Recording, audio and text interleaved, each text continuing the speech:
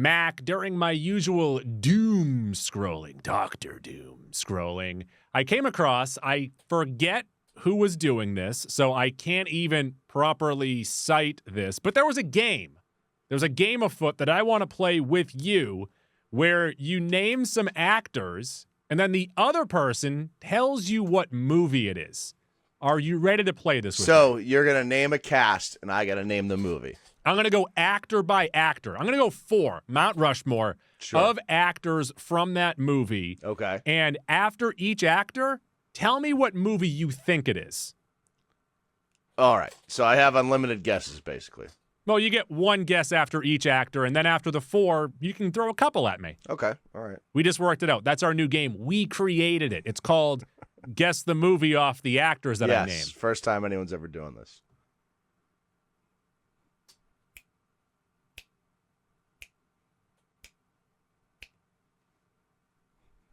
It's a good theme song. I'm very curious if someone owns that and if we can get ticketed on that from YouTube or wherever we're posting this. Yeah, I guess we'll figure it out once we become famous. It's on the board. That means it's for everybody, right? Yeah, I agree. Mac, the first movie, please tell me what movie this is.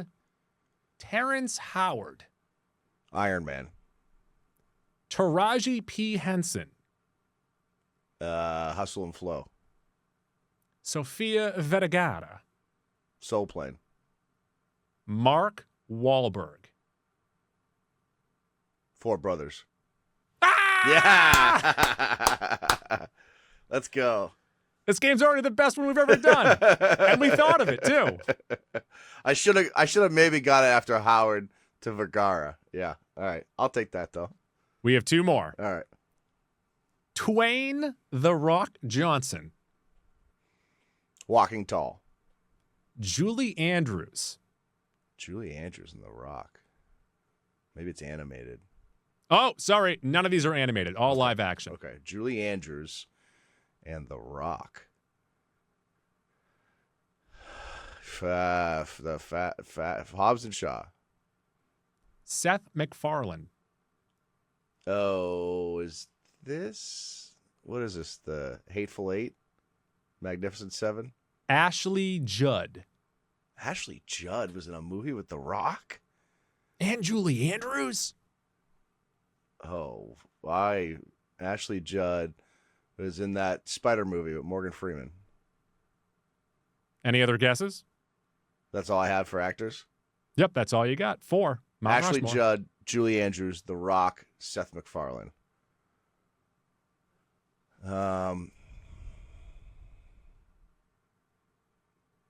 I got nothing. 2010's Tooth Fairy. Tooth Fairy. Oh, he's the football player. And yeah. Or the hockey player. It's one of those 2. Is he a hockey player in anything? I think he's a hockey player in that one, and then he's a football player in a different one. Okay.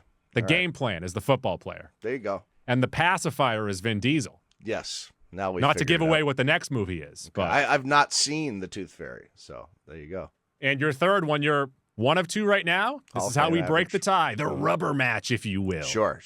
Will Mac win the divisional series? Because that's also a best of 3, I believe. Yeah. Wild card round is best of 3. Dennis Farina. Do I know who Dennis Farina is? I know the name, but I don't know what he looks like. I'm not allowed to answer that question. All right. I'm going to Google him. Megan Mullally. So, Dennis Farina and... Don't look up what he's known for. Okay, That's going to Dennis cheat. Farina. Okay. Megan Mullally. She's from Will and Grace and Parks and Rec. I got nothing yet. Jason Lee. Jason Lee, Megan Mullally, Dennis Farina. Nothing. Dogma. Tom Green. Freddie got fingered. We should have quit while we were ahead. Listen to what Hellboy told us. Road Trip. The answer, stealing Harvard. Oh. Okay. All right. Well, started off hot. Really chilled off by the end, just like the Tooth Fairy, who's a hockey player. I don't think I've seen Stealing Harvard in 23 years.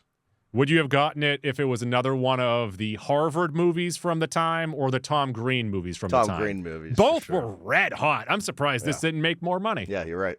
So right. And that was Guess the Movie, based off the Mount Rushmore of actors, not necessarily the top actors from the movie, but actors in the movie.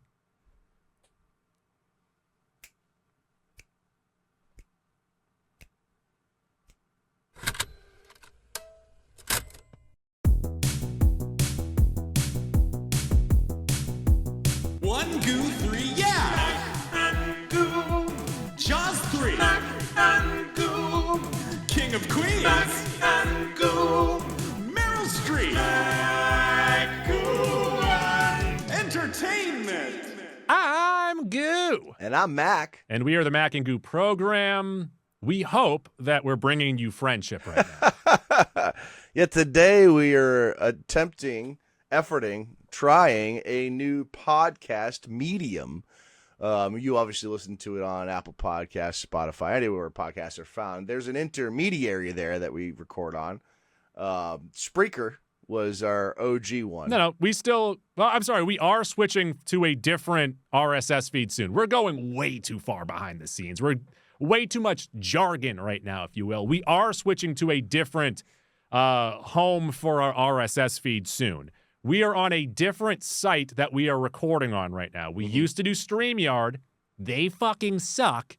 So now we're on Riverside. Let's see how this goes. Yeah, I think we did something, and then we stumbled upon Spreaker. We did something for like 10 episodes, and we used Spreaker for a couple of years. Then we've been using StreamYard for a long time. Okay, you don't know what you're talking about. Something like that. StreamYard. You are completely. We started on SoundCloud. Yes. We moved to Spreaker. We've been using it for 10 years. No, we're on StreamYard. StreamYard is how we record it. Yes. Spreaker is where our RSS feed lives. Oh, we used. Oh. Okay, I'm confused. You know what StreamYard replaced? What? Us being face-to-face, being in the same room. Okay. But would we not record on Spreaker? No. Huh. Okay. No, we used to record into an audio recording software, usually Adobe Audition. Upload it. Okay. And then we'd upload it to Spreaker, where it then sends all of our podcasts off to. Well, there you go. I just learned something new today. How about that? I now know how we do this. I told everyone this at the seminar that we hosted at Staples years ago. Yeah. Oh, back when I knew what I was talking about, back in 2019. Goo. Yeah. By the way, folks, new platform, new Mac and Goo. We're back and better than ever. Version just like 6.0. the Hess truck. Except also, let's talk about this for a second. What are we doing, Hess truck? This is not even a truck this year. It's a race car, and if you open the front of the hood, a smaller car comes out. It's kind of cool.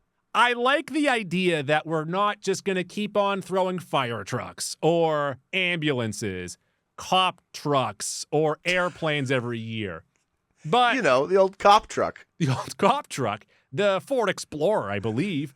But I do not like the look of this race car, and I hope that this does not ruin my son's Christmas. Well, speaking of race cars, Goo, today we are discussing Gen V Season 2.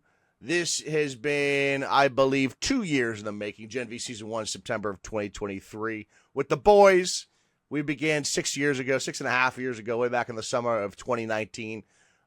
So this is like an every other year type of thing we're getting these days. Goo, your hand is raised. I was actually looking for a high five, but since we're in different places, we can't give high fives. That's why I want to be face-to-face with you, so we can start doing high fives mid-episode again, like we used to. That was our whole episode, high fives. We used to just call it high fives. Boys. I have a question. Let me get to my question. Thing. Okay. Do you wish that Gen V started, say, after season 2 of The Boys, so we could have gotten more stuff that wasn't as boys-centric on this show? Like, the first season felt like it was separate from The Boys. This felt like a placeholder or a setup for The Boys season 5.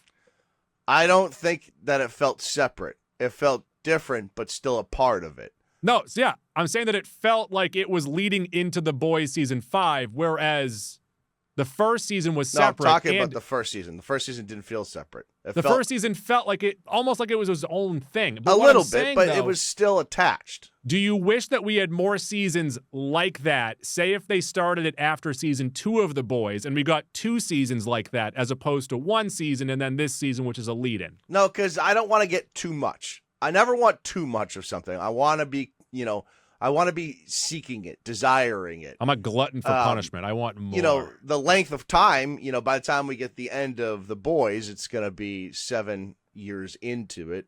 But we did get 2 seasons of Gen V to supplement that. So I suppose you're averaging 1 show per year.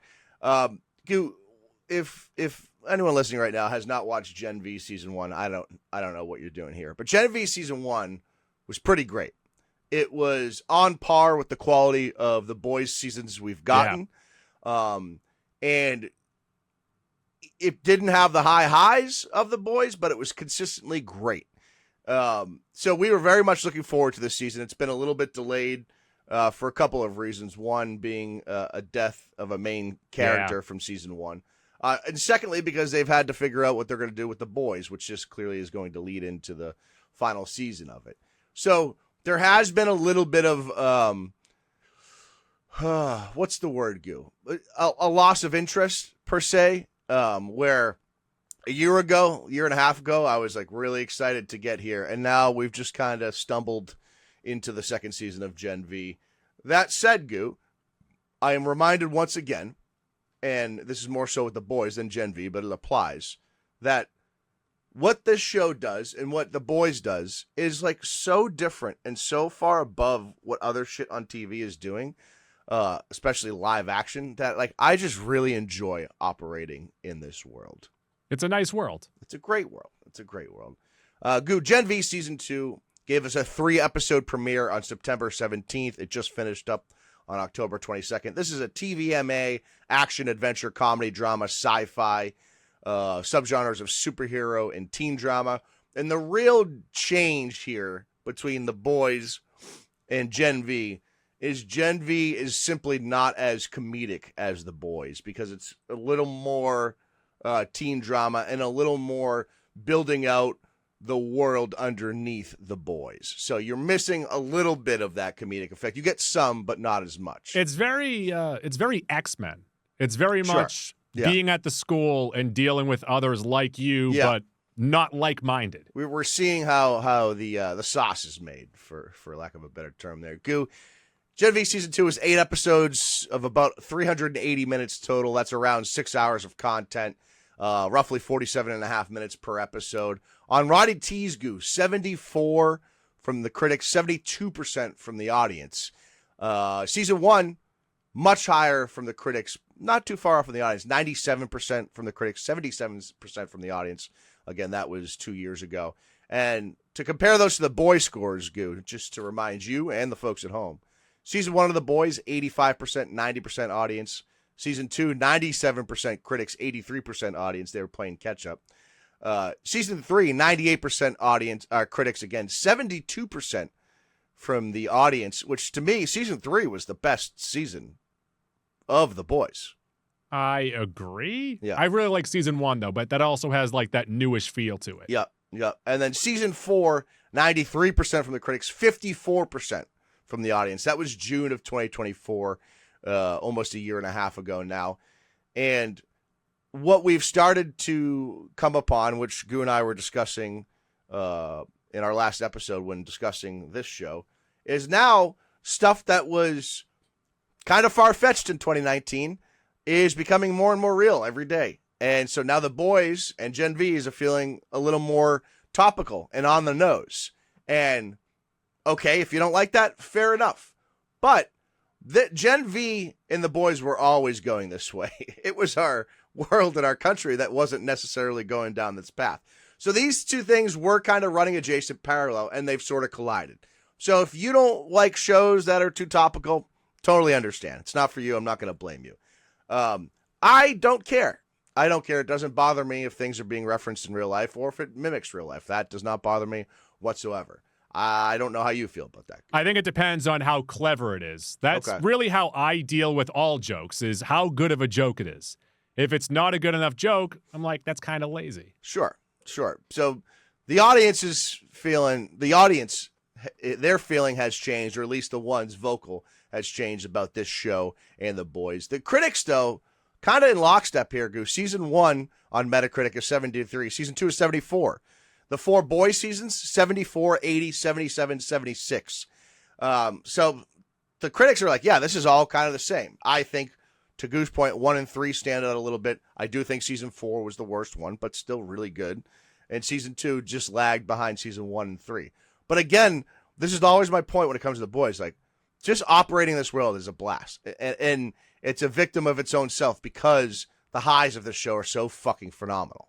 And I also think it's very important, too, to tell you how we each watch this show. Mac watched it once a week. The first 3 episodes came out at once, and then once a week. I binged it. And a lot of this season almost felt like, to me, because I was binging it, like they were running in place. And I was waiting for something else to happen when it all just started to kind of feel the same-y, and it got very melodramatic at, different points. I mean, I can't blame you for feeling that way. I feel like you should have the opposite feeling, honestly, based on how you watched it. But I mean, it is what it is. You're and also fellow. there's a nice little thing that happens here.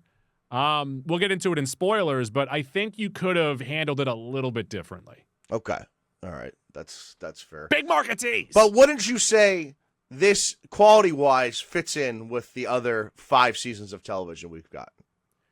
I think that they spent an awful lot of time telling people that they're the chosen one. And that kind of, I don't know. I feel like the show is, or the Boys at least, has done a very good job of like not being like that. Yeah, so that's part of the difference. Is this show was made to build one character. This one really felt like a superhero show. Okay. Whereas the other stuff is anti-superhero show. I don't know if I agree with that. But this show was made with a different goal. A goal to supplement and make The Boys better. Give us a couple characters in The Boys. So naturally, this show was never going to be as good. But I just feel like it still belongs in the conversation. Because I also think that you could have gotten, by the end of the season, what you gave us in the 8 episodes, you could have done in 5.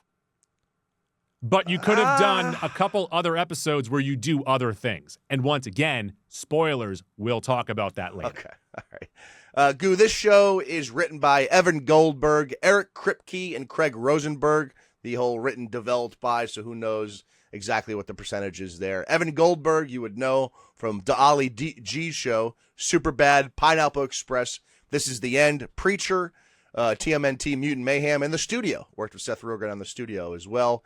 Him and Seth Rogen, Goo, are signed on to write and direct the Invincible movie adaptation. Nice. I don't know if that's live action or... I believe it is. Okay, so that'll be interesting. Eric Kripke, Goo, you would know from Supernatural. That had about 35 seasons on the CW. He also did a show called Timeless that was somewhat successful, and The Boys, of course. The Boys? This show and this universe is based on the comic book series by Garth Ennis. And then you would also know Craig Rosenberg from Preacher and The Boys. There was 5 directors on this season, Goo. I don't know any of their names, so I'm not going to talk about them. Synopsis of this show, which, once again, they never update. Are we going to give them credit? Nope. They never update the synopsis after season 1. From the world of The Boys comes Gen V, which explores the first generation of superheroes to know that their superpowers are from Compound V. These heroes put their physical and moral boundaries to the test, competing for the school's top ranking. Now, to remind everyone, we discover at the end of season 3 of The Boys that Compound V was not, like, these heroes were created. Yes. They were not birthed this way. And so that was really the precipice and a major jumping off point for season 1, which sort of has fallen to the back now that we got season 4, and now we're in the midst of season 2 of this. Yes. This show stars Jazz Sinclair as Marie Moreau, Lizzie Broadway as Emma Meyer, Maddie Phillips as Kate Dunlap, London Thor and Derek Liu as Jordan Lee, 2 versions, Asa German as Sam Riordan, Sean Patrick Thomas as Polarity, that is Andre's father, who played a small role the first season, a bigger role this season. Hamish Linklater, Goo's favorite actor on the planet, as Dean Cypher. How would I know him? You would know Hamish Linklater as the brother in The New Adventures of Old Christine. That's how I would know That's him. where you would know Hamish That's Linklater. how I would know him. Also, shout out to all the actors. Are they teenagers or late? Marie early Moreau is 20s? like 30 years old. Jesse She Clare. looks extremely young. Yeah, Credit she to does. her. She's pulling Credit off to all like these 20 years old young-looking quite well. actors. They're all very good in this. Yeah, Jess Sinclair, I believe, is 30, pulls off 20 pretty easily. And the biggest missing puzzle piece here was Chance Perdomo, who passed away following season 1. He played Andre Anderson. Polarity is his father. And I think what you end up seeing in this show is Polarity takes on a big role. And it's not that it doesn't make sense. It's just you can tell that, like, what he ends up doing, a lot of what he ends up doing would have been done by Andre. Yeah, but I do like the relationship and how they slide that character into like a teacher's role, and then that's how you can introduce him to like the rest of the kids. It or have works. Them work It with worked. The rest They of the kids. pulled it Yeah. off well, no doubt. They found a pretty seamless way to do it. Gen V season 1 brought the boys to a little bit more relatable level with this teen drama aspect. We see how like adolescents and other people in society have been shaped by everything and the events of the boys. And then not knowing V was now knowing V was a choice by parents and Vought and not random. So I feel like season 1 was a bit of a combo of the boys season 1 and 2, where it world builds and really serves as a lead into other stuff, specifically season 3 and 4 of the boys. It's just really good world building. And to remind you where everyone was at the end of Gen V season 1, our gang that we liked, the good guys, were locked away. Well, speak for yourself. Yeah, because Homelander arrived, but Sam and Kate were out operating with the Seven and being used as tools from the Seven. And to remind everyone where we were following season 4 of The Boys, because that kind of led directly into this, and this is going to lead directly into season 5. And by the way, our takeaways, our main feelings from season 4 of The Boys, I gave it 34, you gave it 32, is it felt like they were kicking the can down the road. And season 3 was so great. We both had it at 39, borderline 40 dog property. Yeah. And it felt like a lot of wasted time. Yeah, a lot season of what 4. is in that season is like, well, we can't get into this yet. Yeah. Let's have Homelander do something that's going to have people saying, whoa. Right. But after a while, too many woes turn into, Yes, agreed. So in the culmination of season 4, we get Victoria Newman being killed by Billy Butcher and his fucking V tentacles. Her daughter gets put into the system. Now Butcher's basically a full-on soup, but is also sick and dying. You think that he's not a soup, but it's actually the cancer/tumor that's the soup. Firecracker is also... sounds disgusting, not like a good soup. Well, you're the one that said it. Well, I'm more of what's your favorite soup? I don't really like soup, to be honest with you. Here's a fun little story for you. When my father, he would bring soup to work. I like a stew. And one day he thought that he was taking a broccoli cheddar soup to work because the container said broccoli cheddar soup. Mm-hmm. He put it in the microwave, went to take a bite with a spoon or a slurp with a spoon, as you would. And it turns out it was homemade Caesar dressing. He did not care for that. Mama, that's a spicy meatball. Very garlicky. Firecracker also sick in season 4 of The Boys, so you're wondering what the hell's going on there. The major theme in season 4, and really all of The Boys, has been like family, fatherhood, wanting to be loved. We see that also in Gen V, with Marie and her sister and all that. Also, Homelander's son Ryan has gone rogue. We're not really sure how good or how bad he is. We don't know really where he stands. I feel like season 5 is going to be predominantly about that. Oh, I thought you had your hand raised. No, I was fixing my collar. Q, if you remember, there was a shapeshifter in season 4. How could I forget that? Huey fucks and gets engaged to. Yeah. And Starlight is not very happy about that. At the end of the season, the boys get all captured and locked up, except for Annie, because she flies away, and Butcher, who's tentacling everyone. Additionally, Butcher does have the virus that Frenchie was able to replicate and cook up, so that's still lurking. Ashley ends up taking Compound V in the finale. She's still lurking. A-Train is MIA. Stan Edgar and Samir, Newman's husband, is MIA. They're in the wind.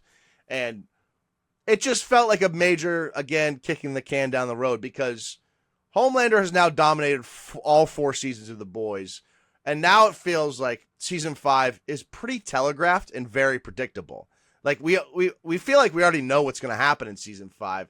Oh, did I predict at the end of season 4 that he was going to kill everyone and it would end up being like the Twilight Zone where he finally has a chance to read, but he breaks his glasses? You may have. That would be a nice twist ending because I feel like I know exactly what's going to happen now. He's a king, but he has no one to rule. The only real question left by season 4 of The Boys, and a lot of what happens in this season, not to spoil anything, is what is Sister Sage's motivation? We don't know that. So the biggest mystery left here is what Sister Sage's motivation is, and then also sort of how Ryan plays out. That's really what season 5 is going to reveal to us, which are major things, but I hope there's a little bit more. And that season's supposed to be coming out summer of 2026.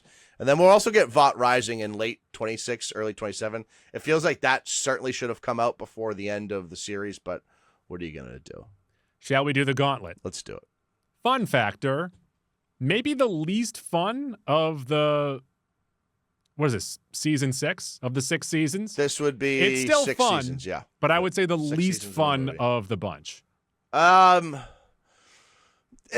would say this is kind of on par with season 4 of The Boys, where it was the most up and down, the most inconsistent of the seasons, or the least consistent.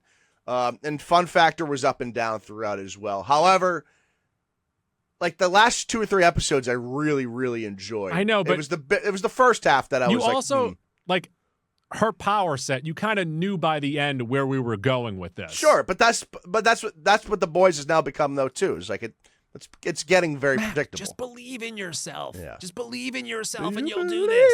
Love after love. Satisfactor.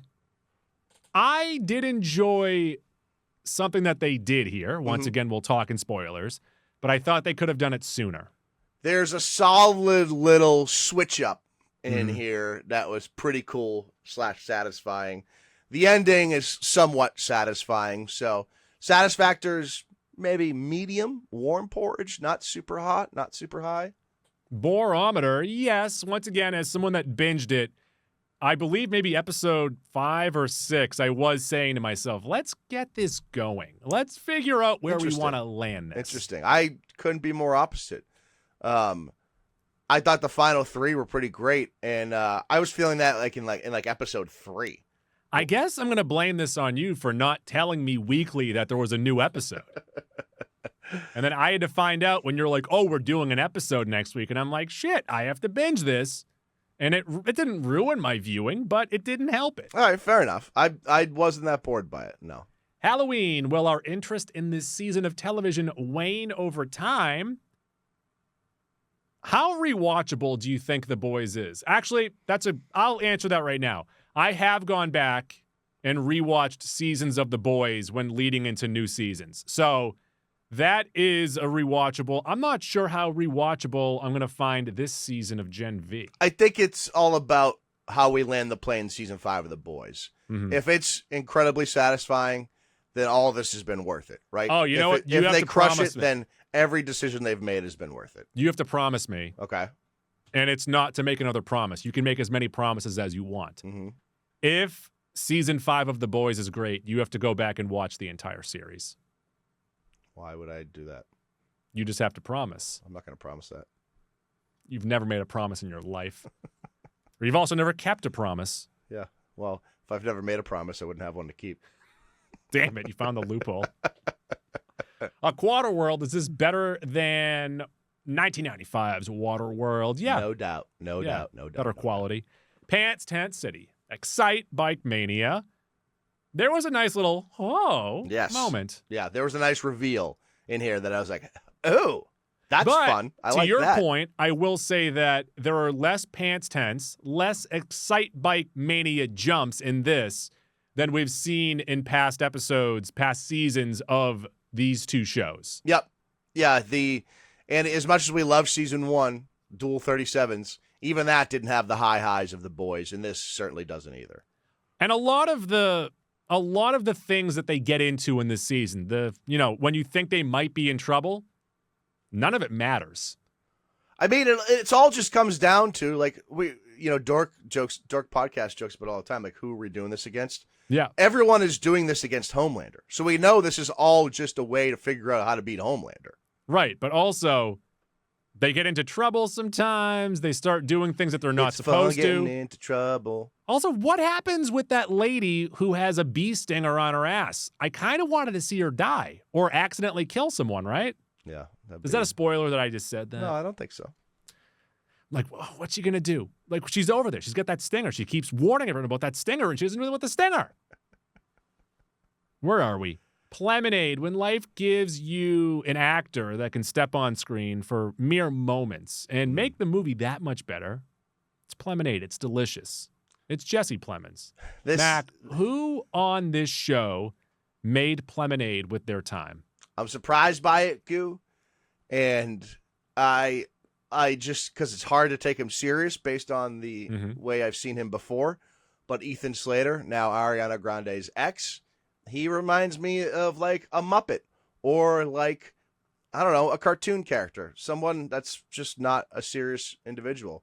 And he plays a character in here pretty damn well. Much better than I anticipated that he ever could. And he pulls it off. And I'm very surprised by that. So he makes some Plemonade in here. I like Newman's daughter. Newman's daughter is fun. She's having fun. She had a very Superman like charm to her. Golly gosh, always looking at the positive of things. I really enjoyed that. Yeah. Especially in this negative world that both they and we live in. Max Credit Union, who are you giving credit to? I think it's got to go to Hamish Linklater. Hold up. Goo. Who? How would I know him? You would know Hamish Linklater as the brother of Christine in The New Adventures of Old Christine. Old Christine. Okay, thank you. He provides comedic relief. Yeah. Comedic relief. In this season, he plays a scary and intimidating person, and he does it fucking damn well, Goo. He's great.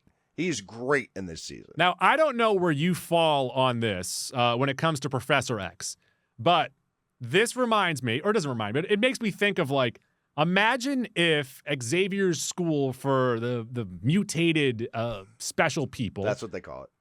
Imagine if Professor X was a dickhead. Imagine if he did not like the humans and he has ulterior motives. That is who he is playing in this. Yeah, he's like a weird mishmash of Colonel Stryker and Professor X. Like if Colonel Stryker had Professor X's powers. in I guess cast of characters. And that's essentially how this character handles things. For those of you tardy to the Mac and Goo Party, we rate everything on a 40 hot dog rating system, and I agree that Hamish Linklater is, I think, the best part of this season and the most consistent part of this season. And I do like the idea of let's take the Xavier School for the gifted mutants that are out to save humans.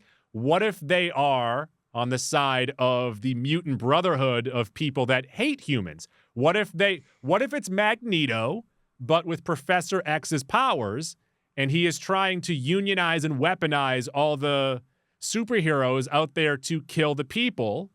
And I like that idea. I think that's a fun twist on something that we've gotten in the past. Speaking of twists, not bad. Not bad. Not bad. Not bad.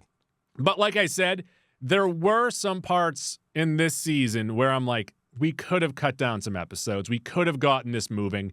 And something that happens at the end of the season, I'm like, oh, I would have liked this extended a little bit. Maybe a couple episodes of this instead of that middle ground of the same stuff that we got over and over and over again. I got this around 32 hot dogs. So you have it in line with Boys Season 4. Boys Season 4. Goo, I definitely like this a little more than you did. And once again, it doesn't have the highs of the boys, but the consistency in this show is pretty good. What I liked more about Season 2 than Season 1, I like Season 1 better, is totally this season fits in more with the boys than Season 1 did. Season 1 definitely is a little more different, can stand a little more on its own. But what this season does is really streamline the story. Now we are really working towards the boys Season 5, whereas Season 1 just sort of built an undercrop, a base for the rest of the universe. I love Marie Moreau. I think Jazz Sinclair absolutely crushes it. The rest of the cast of characters are fine enough. You know, they don't distract. Jordan Lee's got a really fucking cool power. I do like that about this show. It gives you a chance to show even the smallest of powers, which is like the whole power structure at God you here. It does just lack the chance to be really great because all it really is building towards The Boys season 5. So that knocks it down a couple pegs, not even one. You just know it's almost as much as I enjoyed it, it does give you that feeling a little bit of homework. Like I need to watch this because it'll fill in some gaps for The Boys season 5. I have this 34 hot dogs, maybe 35. It's really good. Just misses out on great. I gave The Boys season 4 34. I like this a smidge more, so maybe they're both 34s, and I like this a little bit more. This doesn't, like, The Boys season 4, like, kind of pissed me off a couple times. This show didn't piss me off at all. It just lacks the high highs of The Boys. So that's sort of what I'm trying to come with. So I'll give it 34 hot dogs. But I think we're kind of agreeing that this and The Boys season 4 are a little bit below everything else we've gotten so far. So we're hoping that this sacrifice was worth it, and season 5 of The Boys absolutely crushes the landing. Gil. Yes. You want to get to spoilers? I would like to get to spoilers. Spoilers. So the big spoiler of this season, and this is something that I would have liked more of, because he did a great job as this character, Ethan Slater as Godolkin. I would have liked if we got this twist that the brother from the New Adventures of Old Christine Doug was not the man in charge. He was, in fact, the puppet. Maybe if we got that at the end of episode 6 or episode 5, and we got a couple episodes of Godolkin really letting his plan show. We got 40 minutes of it, and I wanted more. We got an episode and a half of it. It was, I'm not going to argue that we shouldn't have had more. Maybe that would have been fun. Maybe him actually making it off the campus would have been off the campus. And also, I'm not saying to murder people, but thin out more of the herd. That's what his plan was. Let's see some of that happening. Yeah. But ultimately, Goo, I actually think that ends up being saved because you realize that it's Sage that's been behind it really the whole time. Sage is manipulating everyone, including Godolkin. But also, I like the idea, and they should have done more with this, is that, Sage's plan only goes so far, and then he starts to, go to a different road. I wanted to see him go down that different road, and then how does Sage combat what he's doing? No, I think this was all by design. I think she knew Godolkin would go down this road, and she knew that Marie would head pop him, because she knows, I think, that Marie's her only chance of beating Homelander. At least that's how I'm reading it. I also hated the fact that he was able to take control of her for a second, and then she broke out of it. That's the hero stuff that this show has kind of been against. It was very by the book. But you're also stuff. dealing with Marie, fighting how strong she is, figuring out how strong she is, versus Godolkin, who has just emerged from a 60-year cocoon. But that reveal, Goo, was great to find out, because this, we've been discussing Thomas Godolkin for 2.5 seasons, and then, he's been dropped in here or there, and he supposedly died 60 years ago, 70 years ago. Comes and turns out his body survives, therefore his mind survives, and he's just been puppeting people over the years, and he took over Doug in 94 or something. He says he was a Blockbuster employee. That reveal that Godolkin is alive, and then Ethan Slater, I think almost because he is diminutive, that makes it more menacing. He's not a big guy, but it works. It really works because he's coming from that science background, So ultimately, this culminates in Marie finally going full head popper for the first time and killing Godolkin. So you're like, yep, she's the new Newman, except now she's going to be not covert. She's going to be out in front here. And it just seems like 100% what's going to happen in season 5, right? And again, swerve us if you may. Maybe it'll be Sister Sage's motivations that swerve us. It seems like Ryan and Marie are going to come together to defeat Homelander. Is that very telegraphed or what? Who was it again? Homelander's son and Marie are going to come together and beat Homelander. Butcher has to be involved. They're all going to be involved, but I think Ryan and Homelander are the two that are actually going to end up Soldier Boy is still out there running around Soldier too. Boy, yeah. So, there's more than maybe I'm letting on here. But Also, the only thing I'm really curious about now, Goo, I don't know what Sister Sage's end game is. Does she just want to run Vought? You're also ignoring the fact that this is technically Huey's story. So, like, Huey's going to be involved in the end kill, too. But Huey didn't have 2 full seasons dedicated to him the way Marie did. Is that the swerve, that this doesn't matter? I don't know. I don't know. What if they show up the first day of season 5 of The Boys? First episode, first 5 minutes, she's killed.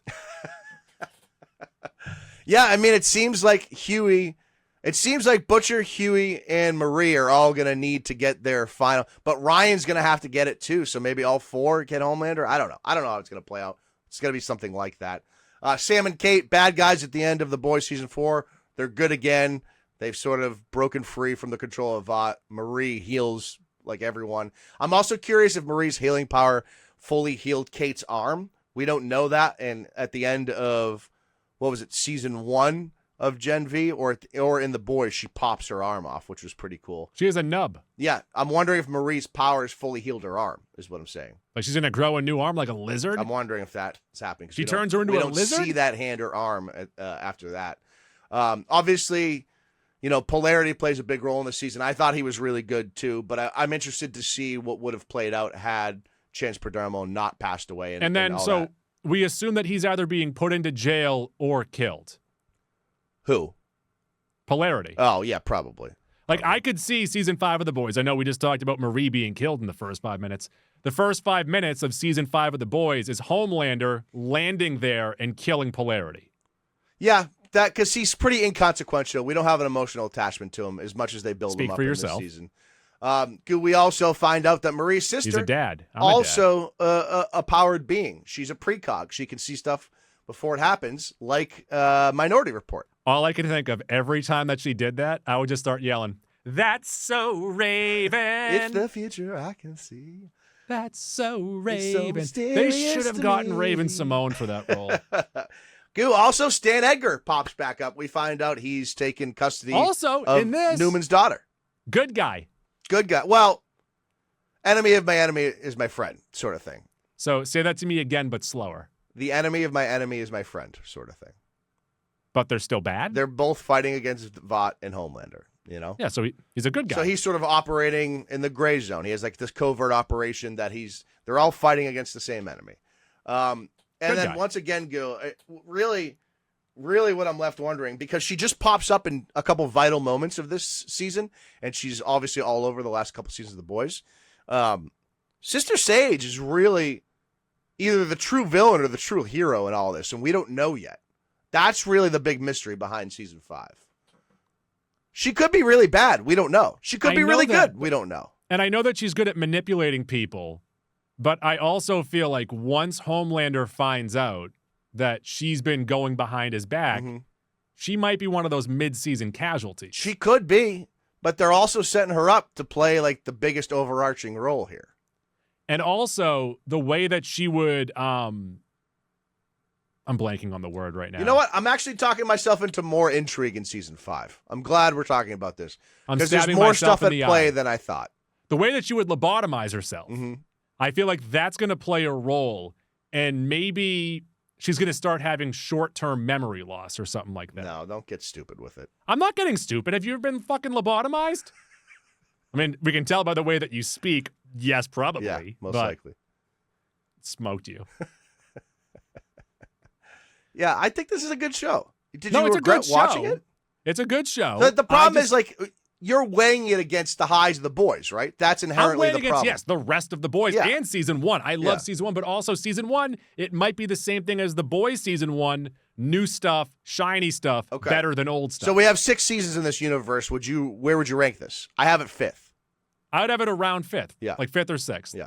I got The Boys season 3, 1. The Boys season 1, 2. Season 1 of Gen V, 3.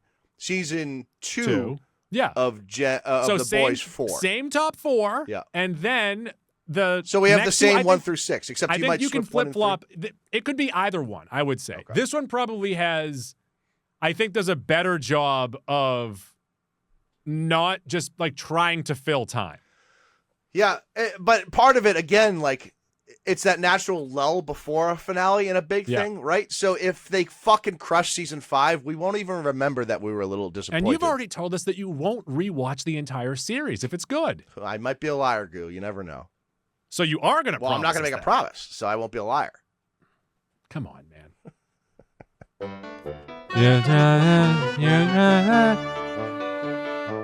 Let's get into Mac-Sack. And Mac-Sack could be anything. It could be a boat. And Mac, as this episode is being released on Halloween. Oh, by the way, we forgot to mention very kind of post-credit sort of scene at the end of the last episode. Starlight, A-Train, they're fully teamed up. Oh, right. You know, our crew is fully with, the boys now, so we're going to start season 5 with them kind of all together. Right. Can I get back to my dumb Mac-Sack? Your stupid, dumbass fucking Mac-Sacker. We did the Mac. We did the Monster Mac. The Monster Mac. It was a graveyard smash. It was a smash. All right, we shouldn't sing anymore. But, Mac, I am going to throw at you what is thought to maybe be fictional, might be real. Some people do believe in them. We're going to do, have you ever heard of a blind top 10? Whoa. Oh, this is going to be my first time doing this. No, all right. So I'm very taken aback by this. I give you a topic. Sure. I will then give you 10 items that you can then slot into there without knowing what I'm going to say next. Gotcha. So this is going to be fictional or real monsters, ghouls, spirits that you believe. So the more that you believe that it could be real, top of the list. Okay. So not that I could defeat, not that No. scientific factually, just my personal belief whether this thing is real or not. Yes. If One you being believe the it's most real, 10 being the least real. So this is blind top 10 monsters that Mac think is real. Okay. The first one, ghosts. 10. Least. Yeah. Wow, no belief in ghosts. Not a ghost believer. Aliens. Oh, 1. All right, we have set the fucking parameters. We've got the First scale. 2. The Loch Ness Monster. I feel like we would have found it by now. Maybe that lake's deeper than we think. I'll go 8. 8. Bigfoot. I think there's a better chance that there's a bipedal monster than there is a Loch Ness monster. Even though the ocean is undiscoverable for the most part, I feel like there's just a better chance there's a Sasquatch. So I'll go 6 on the Squatch. The Jersey Devil. Fuck. An old Nakalave. Yeah, it's probably just a fucked up little bat thing. We'll go 7. Mac, I've told you this on the podcast. I saw it. Yeah, sure you did. It's at the foot of my bed. I'm not going to want to put anything 2 through 5 here, so this is going to be tough. I was sleeping. I woke up from a nightmare, and out of nowhere, this horse being rose up in the foot of my bed Yeah. and spoke to me in a shaky, air conditioning voice. Okay. It's real, Mac. Yeah. Why don't you believe me? Mutated / radioactive super animals. Oh, I think we've already sort of seen that kind of happen in the Chernobyl zone. I'll go 2. 2. A Frankenstein. Glad I left 9 open. 9. I mean, you could probably put a human being back together. I don't think you'd do it with electricity, but I think you could figure out a way to do that. I don't know. A Dracula. All right. Well, now I've put baby in the corner here. 5. You don't think someone could be a Dracula? No. I mean, like, maybe they aren't a real one, but someone could live as a Dracula. Oh, well, in that respect, it's a 3 then. Yeah. No, you've already said 5. People it's too late. Okay, 5. A mummy. Well, mummies exist. Oh, look at you. Look at you. I don't. Do you mean to be living? Yeah, a living mummy. No, 11. It's top 10. I guess when I have 3 and 4 left, I'll go 4. That's correct. And finally, a wolfman. Well, it's kind of like Bigfoot. I guess 3. All right, so Max, top 10 monsters that he believes exist. I should have had Bigfoot higher. At number 10, ghosts. Yep. At number 9, a Frankenstein. Number 8 is the Loch Ness Monster. Number 7 is a Jersey Devil, even though I keep telling Mac I've seen one. I should have had Loch Ness and Bigfoot higher. That's what I should have had. Number 6 is a Bigfoot. Number 5 is a Dracula. 4, a mummy. 3, a Wolfman. Number 2 is a mutated / radioactive super animal. And at number 1, aliens. I nailed 1 and 10. The problem was I set the scale too early, and then I fucked it up from there. That was my worst showing yet. And once again, I'm going to ask you this. I know we've done it in the past. What would you do if an alien approached you? Do I know it's an alien? Yeah. Because we've all dealt with aliens it's a that we humanoid? don't know are aliens. That's what I'm saying. If it's a humanoid, I wouldn't even know it's an alien. You know, no. So let's say you know it's an alien. It walks up to you. What does it look like? Want to go classic gray? Oh, Big it's like eyes? a nude. It's a nude alien. Yeah, want to go classic nude A gray nude alien. gray Roswell alien. Or do you want to go green? I'll let you paint the picture. No, gray seems more realistic. Okay. Not a lot of How sun in far space. away is it from me? It's trying to shake your hand. Oh, so we're in personal space. Right. But you're not sure if it's trying to shake your hand or maybe shank you. What's or the something. setting? Field? I'm in an open field. That's Open your first field. mistake. That would never happen. I'm sorry. Do you stay away from open fields? Yeah. Just in case aliens try and approach you? Well, I would think it's probably faster than me, so I wouldn't run away. Smarter, too. I'd probably just freeze. You'd freeze. Maybe I'd lay down.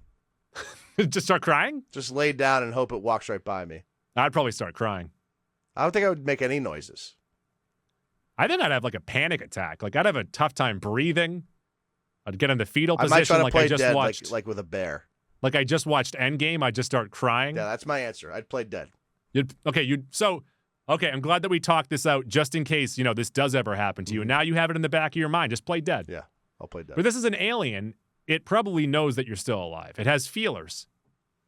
Well, if it knows that I'm still alive, it should know enough I'm not worth talking to.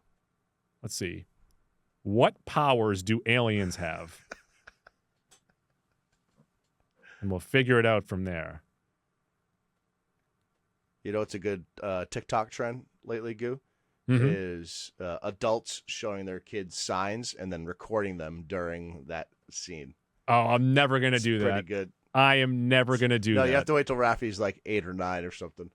All right, so superhuman strength, telekinesis, telepathy, and advanced technology. Those are the common alien I mean, the advanced strengths. technology will be presumed if they land on this planet, right? The other Manipulation, stuff, too. I don't know. But if it walks up to me and it's looking rather slender, maybe I think I can beat it up. And, And it's going to have a big head. Not a Mac vs. It's going to have a Wild. big head, too. All right, Mac vs. Wild. Big Can you target. fight an alien? It's a big target. I feel like How dense is it? You would be in shock if an alien walked up to you. You would not I fight bet they the can't alien. swim. I'd look for water. This is not science. I didn't say they were going to melt. Because, once again, if the aliens are that intelligent, they are not coming to Earth, which is mostly water. True. But you are in a big field with no water available. Just What if I change the setting? What if you're by a well? No, because then the ring lady might come out. You've introduced someone else to the scenario now. But if the ring lady comes out, will she help you or the alien? Or is it now a both three-way running. match? We're both running from well lady. The alien wouldn't be afraid of the well lady. You sure about that? I'm pretty sure about that's not why. I think that's universal, being afraid of the well lady. But you know what? Aliens might just be like us. Maybe the alien wouldn't like ghosts and See, if ghouls he leaned either. in like this, like he was going to dap me up, then I'd be good. No, but once again, you don't know what it's going to do with its fist. If he's holding it out, he's not just going to punch me like that. What if it has the ability to quick punch you in the nose or give you a Scottie You Pippen? just read his abilities. That wasn't listed. There's more. But wait, there's more. Aliens love giving Scottie Pippens. Aliens are big fans of the 1990s Bulls teams. Yes. Yeah. They're just getting those telecasts now. All right, Mac, where can the folks find You us? can find us on X and Instagram at Mac and Goo Podcast. Every other platform, we are Mac & Goo. It's Mac, just 7 Goo. That includes Facebook, Stitcher, TuneIn, Castbox, Spreaker, Google Play, iHeartRadio. We're on Spreaker. Still, are we? I'm very confused. For by that. now. So First off, we were never really supposed to promote it on Spreaker. Okay. We are on Spreaker right now. I think we're moving to Omni. Okay, sure. We're on Spotify, but more importantly, we're on Apple Podcasts. We're wherever you can find podcasts. Get on Apple Podcasts, though. Rate, review, subscribe, 5 stars. If you do that one day when you're older, you'll get a free Mac and Goo t-shirt from the folks over at Watertown Sportswear. Watertown Sportswear on 34 Mount Auburn Street in Watertown. Watertown Sportswear, expert screen printing and embroidery. tpublic.com. Merch. You know, it's weird because I like to ask Google AI overview dumb questions. Mm-hmm. I asked it the other day. I said, "Is Tim Conway funny?" Okay, right. Of course, Tim Conway known for Dorf on Golf. Yeah. And it told me Tim Conway is hilarious, is exceptionally funny. Now, had you looked up Tim Conway stuff prior to asking AI? No. So it I didn't know your flavor yet. So I said, okay, let me see how Google AI Overview thinks about this. I said, is Bob Hope funny? And it said, it's pretty divisive. I'm like, what the fuck? I might agree. I'd say Bob Hope is but divisive. like you're going to tell me that Tim Conway is funny, is exceptionally funny, but then like start going out, well, let me kind of walk you down the path of Bob Hope. The troubled past of Bob Hope. Like Tim Conway, not funny. It's fucking Dorf on Golf. Does he have other stuff? Well, he was on shows in the 70s and the 60s, but they didn't discover comedy until the 80s, so. He lived a long time. Yeah, it's Dorf on Golf. Comedy legend from the Carol Burnett show.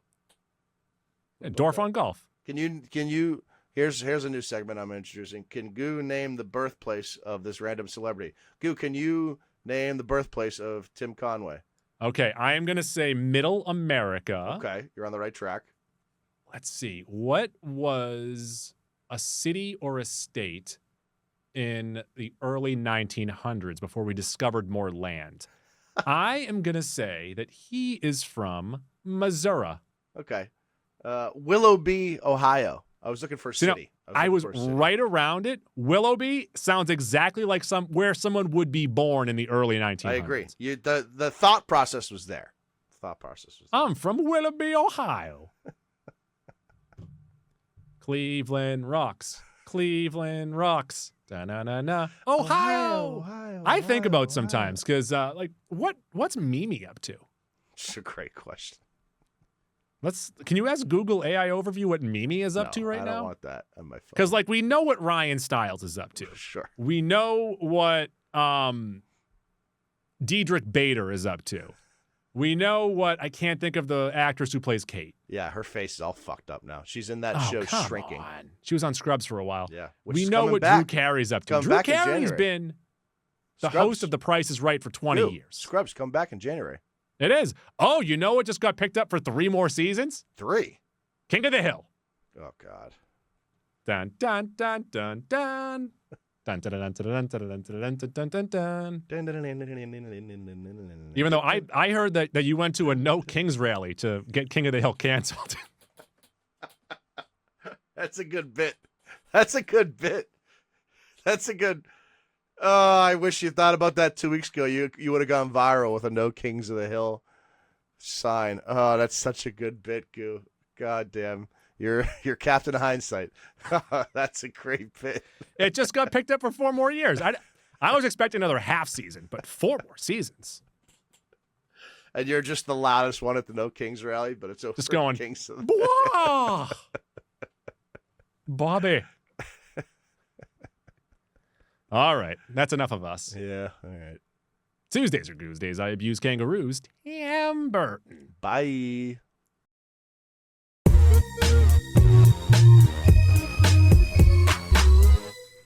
Please flip the cassette over to side B to continue the adventure. Now it's time for girls jumping on trampolines. I hope this recorded.